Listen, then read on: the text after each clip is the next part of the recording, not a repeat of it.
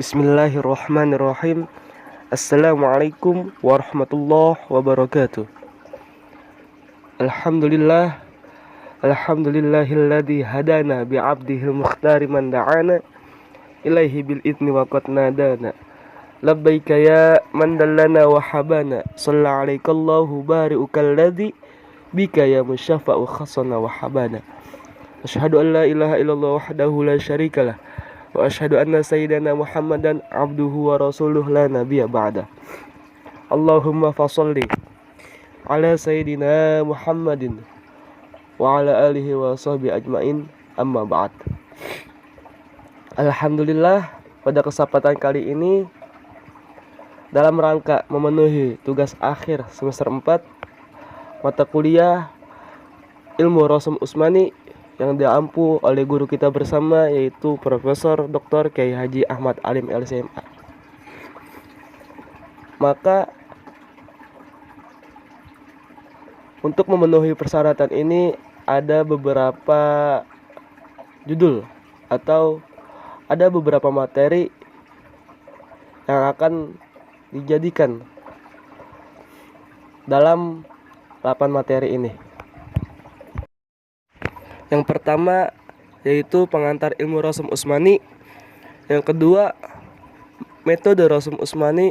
Yang ketiga, kapan alif dibuang. Yang keempat, kaidah alif dibuang. Nah, ini yang part 2-nya. Yang kemudian, maqtu dan mausul. Selanjutnya, kitab Jazariyah, kaidah Rasul Utsmani. Selanjutnya, qawaid ad-dabt. Yang akhir, perbedaan mushaf Indonesia dan mushaf Madinah. Yang pertama yaitu pengantar ilmu Rasul Utsmani. Pengertian secara bahasa, rasm itu artinya ejaan atau teknik penulisan. Secara istilah, sebuah ilmu secara khusus menjelaskan tentang tata cara penulisan Al-Quran ketika diturunkan dan berlanjut hingga pembukuannya dengan bantuan para tangan sahabat. Rasul Utsmani di samping ini juga dijelaskan sebagai ejaan bahasa Arab yang digunakan untuk menuliskan mushaf Al-Quran waktu pembukaan pada masa pemerintahan Utsman bin Affan. Nah, di sini ada pertanyaan, apakah Rasul Utsmani tauqifi atau ijtihadi?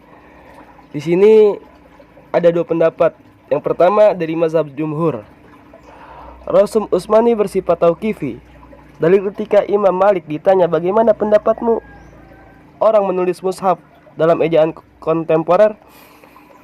Kemudian Imam Maliki menjawab, aku tidak sependapat tentang itu, dan aku setuju kalau orang menulis itu dengan pencatatan Rasul Utsmani.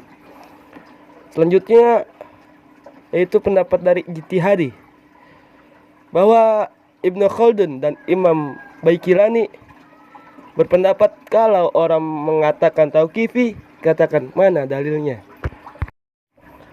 Pendapat yang ketiga, ijtihadi dan boleh menulis mushaf dengan imla'i, sebagaimana yang dikatakan oleh Imam Ibnu Abdissalam dan Imam Zarkashi. Khawatir orang yang menggunakan tempo dulu itu dikhawatirkan malah salah bacanya. Materi yang selanjutnya yaitu metode Rasul Utsmani. Selanjutnya di sini ada kaidah badal. Contoh mengganti huruf alif dengan huruf waw.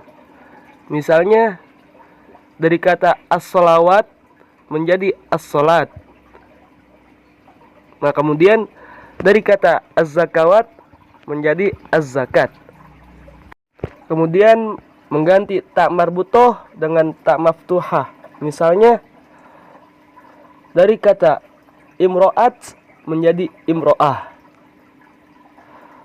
Selanjutnya yang aslinya rahmat menjadi rohmah. Jadi arti badal ini mengganti suatu huruf dengan huruf yang lainnya. Perbedaan qiraat. Bila ada perbedaan qiraat Al-Quran dalam membaca sebuah kata, maka kata itu ditulis dengan qiraat yang lebih banyak digunakannya. Contoh, Maliki Yaumiddin ditulis dengan ma pendek karena qiraat ini yang lebih banyak digunakan, bukan ma panjang. Selanjutnya itu kaidah fasal dan wasal. Fasal artinya memisahkan dan wasal artinya menggabungkan, yaitu menggabungkan dua kata yang terpisah sehingga bersambung seakan merupakan satu kata.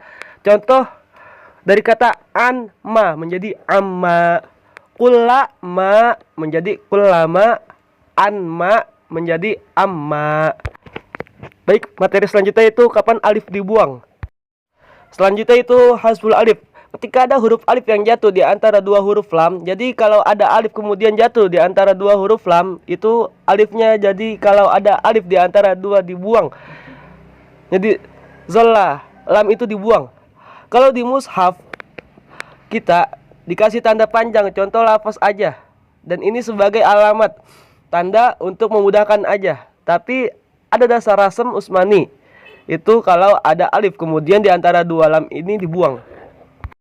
Ini kan ada dua lam, kemudian dengan dua lam maka lamnya dibuang. Tulisan halalun hanya saja halalun. Contoh lain, kalau di mushaf tadi tambahin tanda alif ke atas panjang supaya untuk memudahkan. Yang kedua adalah alif dibuang ketika itu berupa alif musanna. Alif musanna, alif yang menunjukkan tanda atau alamat untuk kata benda yang menunjukkan dua. Karena ada dalam bahasa Arab itu ada mufrad dan ada musanna, ada jamak. Kalau mufrad itu satu, kalau musanna itu dua, dan kalau jamak itu lebih dari tiga, yaitu tiga ke atas. Selanjutnya itu kaidah alif dibuang part 2. Nama-nama non-Arab seperti Luqman, Israel, Ibrahim, Ismail, Sulaiman. Jadi nama-nama dibuang alifnya dan harus memenuhi beberapa syarat. Yang pertama harus berupa nama, yang kedua harus di tengah kecuali lafaz Musa dan Adam, yang ketiga harus lebih dari 3 huruf seperti Luqman, Ishak dan sebagainya.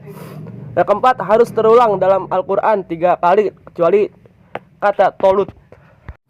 Kaidah ke-6 alif jama mudzakkar salim dan muannas salim atau sibul jumlah itu dibuang dengan syarat. Yang pertama disebutkan dalam Al-Quran 2 kali atau lebih, yang kedua tidak datang setelah alif itu tasdid atau hamzah. Kemudian di sini ada contoh. Yang pertama mudzakkar salim dan penyebutnya lebih dari 2 kali lafaz alamina. Yang kedua muannas salim lafaz mukminat. Kaidah ke-7 berkumpul alif atau beberapa alif maka dibuang dalam penulisannya baik di tengah, awal ataupun akhir kata. Contoh ja'ana, jana, ja'ana. Yang selanjutnya yaitu maktu dasul. Pendahuluan tata cara penulisan mushaf. Sebenarnya bab tentang memiliki bab tersendiri atau bahkan ada kitab tersendiri yang ditulis oleh para ulama-ulama kita. Seperti Imam Abi Amr Ad-Dani rahimahullahu tentang masalah penulisannya. Mushaf diberi judul Kitab Al-Mughni fi Rasmil Wasakhi fil Ansor. Demikian juga Imam Abi Daud As-Sulaiman bin Najah rahimahullah juga memiliki kitab Mukhtasar Tabyin Hijabi Tanzil. Demikian juga salah satu kitab yang sangat populer yang ditulis oleh Imam Al-Qarrazi yang dikenal dengan kitab Mawri'ud Zam'an fi Rasmi Quran. Atau ada juga kitab yang sama populer yaitu Dalilul Khairani. Itu kitab-kitab yang memang secara khusus merupakan kitab induk panduan untuk masalah penulisan mushaf. Penulisan mushaf itu harus mengikuti kaidah-kaidah yang terdapat di dalam mushaf imam. Mushaf imam itu mushaf induk yang dijadikan panduan yang menjadi pegangan sampai hari ini. Mushaf imam yang dimaksud adalah mushafnya Utsman bin Affan radhiyallahu anhu yang disebut dengan Mushaful Imam yang ditulis di dalam mushaf Utsman bin Affan itu menjadi panduan sampai hari ini. Kemudian penulisan an dan la seharusnya langsung ketika membaca diidghamkan, tapi di sini an dan la dipisah. Jadi harus dipisah di 10 tempat. Yang pertama ada di dalam surat At-Taubah ayat 118. Maka di sini penulisannya dipisah an dan la. Oleh karena itu disebut dengan maktu. Kemudian yang berikutnya adalah pada surat Hud ayat 26 yang berbunyi alla ta'budu illa alla ta'budu illallah. Maka di sini dalam penulisannya dipisah. Maka itu menjadi dimaktukan. Kemudian di surat Al-Mumtahanah ayat 12, di surat Al-Hajj ayat 26, surat Al-Qalam ayat 24, surat Ad-Dukhan ayat 19, surat Al-A'raf ayat 105, surat Toha ayat 118, surat Yasin ayat 60. Ini semuanya ditulis secara maktu. Maktu dipisahkan maksudnya bukan digandeng. Artinya huruf nun-nya tetap ada. Mausul, contoh mausul yaitu dalam surat Al-An'am ayat 143. Ammastamalat alaihi arhamul unsayain. Maka ini dimausulkan. Artinya amma tidak ada, nunnya dihilangkan, langsung dimasukkan ke mimnya dengan tasdid. Maka semua amma itu diperintahkan untuk dimausulkan. Jadi nunnya tidak ada. An dan ma di sini diperintahkan untuk dimaktukan, artinya dipisah, atau dengan kata lain nunnya tetap. Selanjutnya kitab Jazariyah, Kaidah Rasm Utsmani. Ketahuilah permasalahan maktu. Dua kata yang ditulis terpisah dan mausul. Dua kata yang ditulis berhuruf ta, apakah ditulis dengan ta marbutoh atau ditulis dengan ta maftuhah pada mushaf Imam Utsmani? Karena pengetahuan terhadap penulisan ini erat kaitannya dengan persoalan wakaf dan ibtida, khususnya saat wakaf dan ibtida yang darurat atau wakaf yang ibtida ikhtibari sebagai bentuk ujian dan pengajaran. Mushaf Imam Utsmani. Mushaf Utsmani inilah yang dijadikan pedoman untuk seluruh kaum muslimin di dunia ini. Jadi mushaf yang ditulis di zaman Utsman dijadikan mushaf induk, yang mana satu mushaf yang akhirnya dicetak atau disalin beberapa eksemplar, dengan satu dikirim, satu lagi ke Sam, satu lagi ke Kufah, satu lagi ke Basrah, dan satu lagi untuk Utsman sendiri sebagai dokumen Utsman. Jadi ada 5 mushaf yang disalin, mushafnya satu tapi maksudnya disalin. Kalau zaman dulu belum ada fotokopi, oleh karena itu ditulis, disalin dengan salinan yang sama jumlahnya 5 eksempel. 5 itu pendapat yang rojih atau kuat, karena ada yang mengatakan itu cuma 3 mushaf, ada yang 7, ada yang 6. Jadi yang rojih itu ada 5. Kemudian dari sini yang dipakai sebagai standar tolak ukur penulisan mushaf yang ada di dunia ini yaitu mushaf imam, dan yang dimaksud mushaf apa? Utsmani. Ada metode khusus di dalam penulisan mushaf Utsmani, salah satunya penulisan maktu atau hamzah waqaf, kemudian hamzah wasol, dan juga penulisan tentang masalah kapan ditulis ta yang bulat itu dan kapan ta-nya ditulis secara mabsutoh yang terbuka itu. Nanti ada hukumnya tersendiri di dalam mushaf imam. Jadi harus diperhatikan kaidah-kaidahnya, bagaimana nanti menulis hamzah wasol, bagaimana menulis hamzah waqaf, dan bagaimana menulis ta, apakah ta-nya ditulis maftuhah atau mabsutoh. Pertama adalah tentang masalah hamzah koto. Jadi fakta bi asyri kalimatin, terhadap 10 kalimat. Kemudian pada 10 kalimat ini tulislah dengan hamzah koto. Hamzah koto itu maksudnya adalah hamzah yang tetap dibaca pada saat memulai atau menyambung atau menulis dan disebut koto itu artinya putus, karena dia memotong sebagian huruf dari sebagian yang lainnya, dan ketika mengucapkan artinya dia tetap terbaca dan tetap tertulis di awal, di tengah maupun di akhir kalimat, baik dalam bentuk isim, fiil maupun huruf. Nah, ini kaidah-kaidah dari yang sebelumnya. Nah, ini kaidahnya. Bisa dibaca sendiri ya. Nah, ini lanjutan yang silakan dibaca masing-masing. Hamzah koto dan hamzah wasol. Koto ditulis di awal, di tengah maupun di akhir, dan juga dibaca bisa di tengah, di awal, bisa di akhir. Dengan wasol, hamzah wasol penulisannya dibunyikan hanya di awal saja. Kalau di tengah gugur, tidak dibunyikan. Pisahkan man dan ma pada dan An-Nisa ayat 25. Sedangkan pada Quran surat Al-Munafiqun 10 para ulama berbeda pendapat apakah penulisan man dan ma disambung atau dipisah. Dan dipisah karena am dan mim, am dan min. Sebelum as-sasah, Quran surat At-Taubah ayat 109. Juga dipisahkan am, lam dan min pada surat Fussilat 40, An-Nisa ayat 109, dan surat yang menceritakan penyembelihan Az-Zibhin, yakni Quran surat As-Saffat ayat 11. Kemudian yang berikutnya sekarang adalah pemutusan dan pemisahan dengan di dua tempat, yaitu surat Rum ayat 28 dan An-Nisa ayat 25. Jadi biasanya tulisan mimma itu kan digandeng, kemudian berikutnya tinggal dikasih tasdid, itu diwasal. Terjadi khilaf di surat Al-Munafiqun ayat 10, apakah ditulis waktu atau mausul. Waktu itu artinya diputus atau mausul disambung. Itu khilaf di surat Al-Munafiqun ayat 10. Jadi lafaz mim dan ma di surat An-Nisa itu ada 14 tempat. Itu semua jadi metode atau cara nulis min dan ma. Apakah itu dimausulkan, digandeng, ataukah diputus, artinya dipisahkan min dari maknya. Dan itu mengikuti aturan dalam Rasam Utsmaniyah. Selanjutnya itu qawaid dobet. Selanjutnya itu yang pertama rentalis, menyangka. Rasam Utsmaniyah adalah rekayasa. Yang kedua, mushaf pada zaman Utsman dikirim ke Basra, Kufah, Sam, Hijaz. Dan Madinah juga ada yang khusus dipegang oleh Utsman dan beliau khatam dalam satu salat dengan mushaf ini.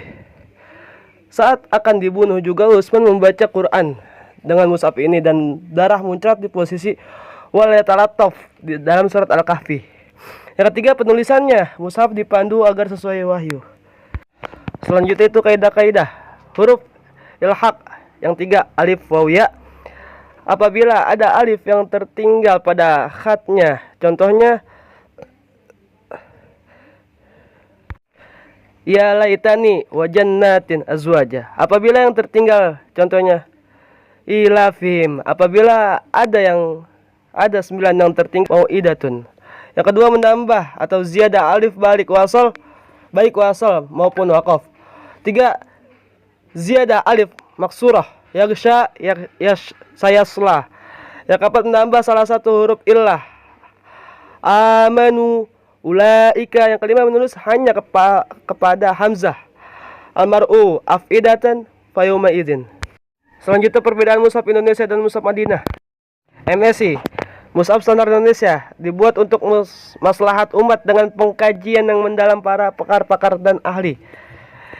Dalam ilmu rasam ada 2 guru besar, yaitu Imam Ad-Dani dan Imam Abu Daud, yang paling punya kecondongan sehingga terjadi perbedaan. Contoh dari Imam Ad-Dani, absarihim khasaratun ar-raki'in. Dari Abu Daud, absarihim khasaratun ar-raki'in. Absarihimnya dari Abu Daud ini alifnya diganti dengan alif roket atau alif yang berdiri. Total ada 120 kata dalam MSI yang menggunakan metode sendiri, melibatkan lajnah tafsir di Indonesia dan Timur Tengah. Ada beberapa kata yang berbeda dari MSI absarihim, dari mushaf Madinah absarihim.